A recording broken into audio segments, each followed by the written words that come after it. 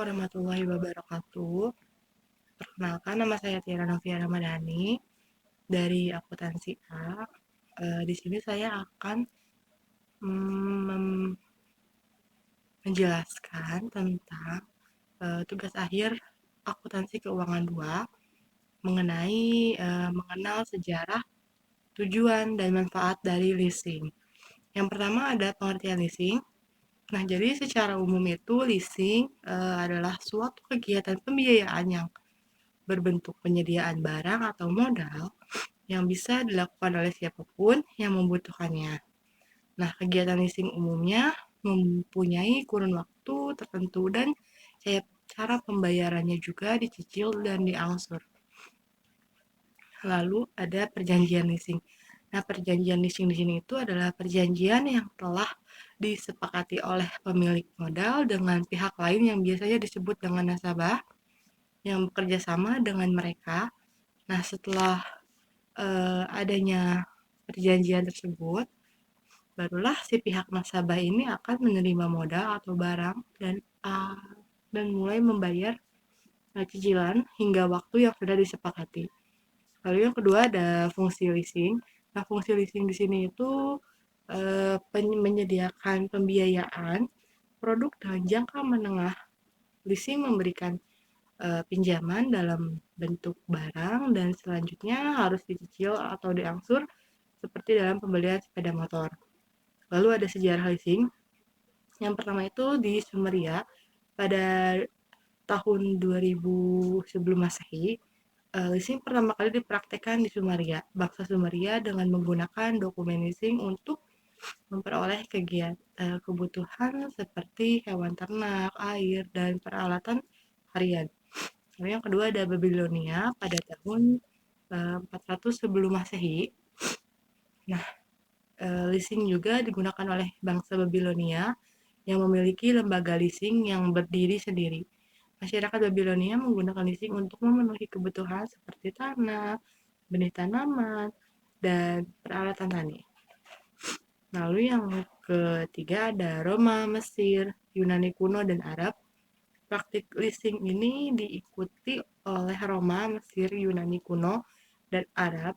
Masing-masing memiliki caranya tersendiri dalam mengelola leasing. Lalu di Amerika Serikat pada tahun 1850, Tom M. Clark dari Amerika Serikat menjadi orang pertama yang menerapkan leasing dalam sewa-menyewa kereta api. Lalu yang terakhir di Indonesia itu tahun 1974, leasing berkembang di Indonesia dengan dikeluarkannya surat keputusan bersama Menke atau Menteri Keuangan, Menteri Perindustrian, dan Menteri Perdagangan yang melahirkan perusahaan leasing di Indonesia. Lalu uh, lalu ada tujuan leasing. Nah, tujuan leasing di sini itu untuk memperoleh aset atau modal yang dibutuhkan oleh perusahaan manapun, individu, tanpa harus membayar secara tunai.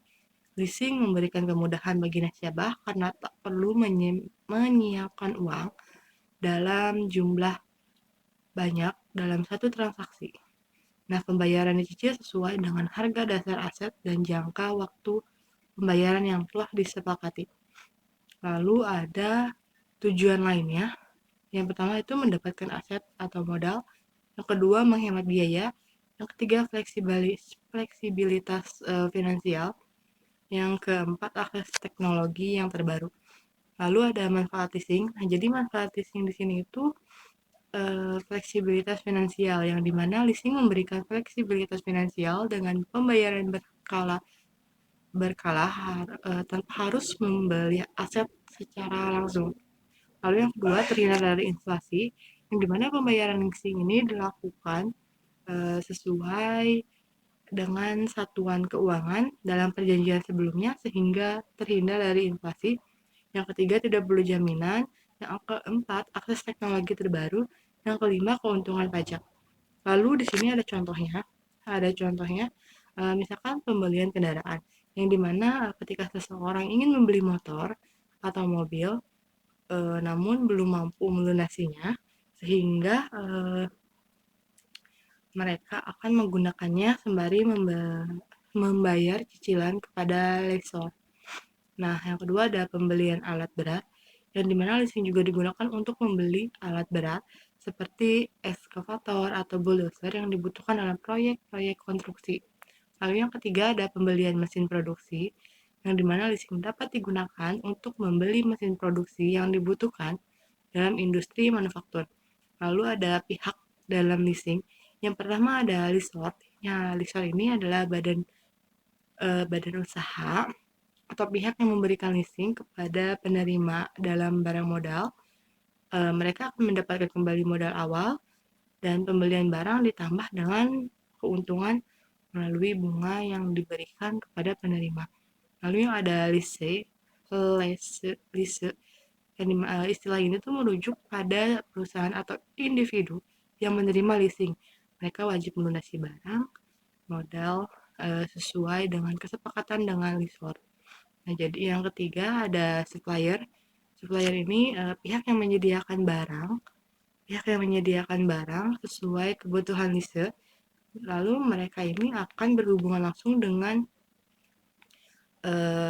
lessor untuk mendapatkan keuntungan dari penjual. Yang terakhir ada bank.